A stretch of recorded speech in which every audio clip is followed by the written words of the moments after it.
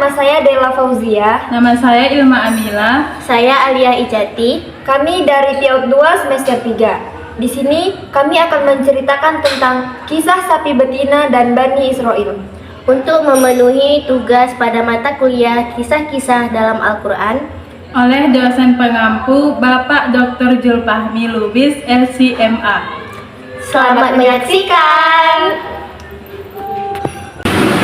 Pada zaman Nabi Musa alaihissalam di kalangan Bani Israel, hiduplah seorang laki-laki kaya raya. Orang tersebut tidak mempunyai anak yang akan mewariskan hartanya. Tetapi ada seorang pemuda yang masih kerabatnya yang akan mewariskan hartanya apabila dia meninggal dunia. Pada suatu hari, orang itu ditemukan terbunuh dan jenazahnya tergeletak di depan rumah penduduk sebuah desa. Keesokan harinya, pemuda itu datang ke desa tersebut dan melihat jenazahnya. Pemuda itu segera menjerit dan meratap. Dia memandangi orang-orang di sekitarnya dan berteriak, "Hai, kalian pasti yang membunuhnya." Ia menuduh penduduk setempat. Tentu saja mereka mengingkari dan saling mengelak karena merasa tidak melakukannya. Mereka bersahutan, "Saya tidak membunuh. Orang dekat sini pasti pelakunya." Mereka saling menuduh dan mereka saling berkelahi. Pemuda itu berkata, "Saya meminta tebusan kepada kalian atas terbunuhnya pamanku." Para penduduk menjadi makin keberatan dimintai tebusan. Salah seorang yang cerdik di kalangan mereka berusaha menengahi mereka. "Untuk apa kalian berkelahi dan saling membunuh? Bukankah di tengah-tengah kita ada Nabi Musa alaihissalam? Mari kita tanyakan urusan ini kepada beliau." Mereka segera menemui Nabi Musa alaihissalam dan menceritakan kasus yang terjadi. Nabi Musa alaihissalam pun berdoa kepada Allah Subhanahu wa Ta'ala untuk meminta petunjuk tentang kejadian tersebut. Lalu beliau berkata, "Sesungguhnya Allah Subhanahu wa Ta'ala menyuruh kalian menyembelih sapi betina." Orang-orang pun keheranan. Mereka berkata kepada Nabi Musa alaihissalam, "Mengapa engkau tidak menyebutkan siapa pembunuhnya, tapi malah menyuruh kami menyembelih sapi betina? Apa kamu mau menjadikan kami bahan ejekan? Aku berlindung kepada Allah Subhanahu wa Ta'ala, jangan sampai aku berbuat bodoh dengan mengejek kalian," jawab Nabi Musa alaihissalam. Lalu mereka bertanya kepada beliau, "Berapa usia sapi itu?" "Tidak muda dan tidak pula tua, pertengahan di antara keduanya." "Nah, kerjakanlah apa yang diperintahkan kepada kalian," jawab beliau, Nabi Musa alaihissalam. Mereka juga masih bertanya, "Apa warna sapi itu?" "Kuning tua, menyenangkan melihatnya," jawab beliau. Mereka kembali bertanya, "Bagaimana keadaan sapi itu? Semoga kami mendapat petunjuk insya Allah." Sapi tidak pernah digunakan untuk membajak sawah, mengairi tanaman, dan bersih dari cacat, jelas beliau. "Sekarang barulah engkau menerangkan keadaan sapi itu dengan benar." Setelah mendapatkan petunjuk dari Nabi Musa alaihissalam, mereka pun berkeliling mencari sapi yang dimaksud.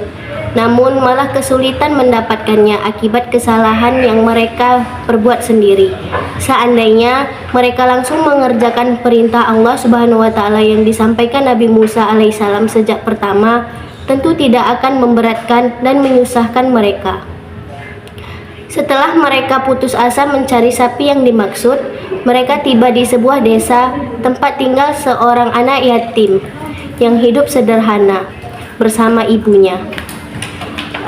Ia anak yang sangat berbakti kepada ibunya. Ayahnya wafat ketika anak itu masih kecil. Keluarga itu memiliki seekor sapi dan itulah satu-satunya harta mereka yang mereka miliki. Sebelum meninggal dunia, sang ayah pernah berdoa kepada Allah Subhanahu wa Ta'ala, "Ya Allah, peliharalah sapi ini hingga anakku dewasa." Sapi itu dibiarkan begitu saja, tidak digunakan untuk bekerja apapun. Kulit sapi itu kuning tua, bersih tanpa ada warna lain sedikit pun. Tidak tua dan tidak pula muda, persis seperti yang diterangkan di dalam firman Allah Subhanahu wa Ta'ala. Mereka melihat sapi yang diinginkan sedang dituntun anak yatim itu. Mereka segera mendekati dan berkata, "Kami menginginkan sapi ini, berapa harganya?" Anak yatim itu menjawab, "Emas sebanyak yang menutupi kulit sapi ini." Mereka kaget dan saling berbisik, "Mahal sekali ya." Hal itu membuat mereka terpaksa kembali menemui Nabi Musa alaihissalam.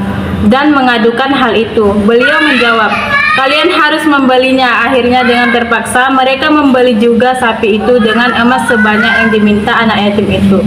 Itulah hukuman atas sikap mereka yang enggan bersegera menjalankan perintah. Setelah sapi itu bawa ke hadapan Nabi Musa alaihissalam, beliau memerintahkan sapi itu untuk disembelih dan salah satu anggota tubuhnya dipukulkan ke jenazah tersebut. Dengan izin Allah Subhanahu wa ta'ala, jenazah itu pun hidup kembali. Nabi Musa alaihissalam bertanya kepadanya, "Siapa yang membunuh dia ini?" Kata orang itu sambil menunjuk ke arah kerabatnya itu. Setelah itu dia pun kembali menjadi mayat. Siap terbongkarlah siapa pelakunya dengan sebab bagian tubuh sembelihan sapi yang dipukulkan kepada mayat itu. Si pemuda itu telah berkhianat kepada pamannya sendiri. Ia tidak sabar ingin segera menguasai hartanya. Lalu ia pun membunuhnya dan menuduh orang lain pelakunya.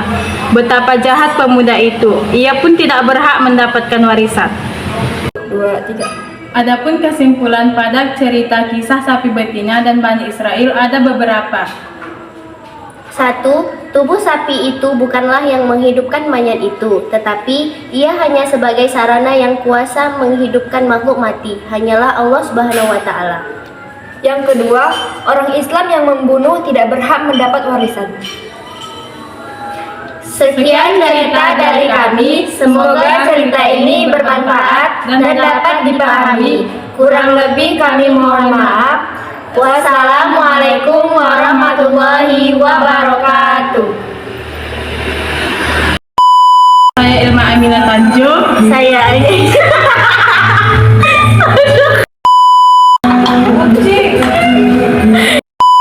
Ya Allah, berat 4. Kami di sini kan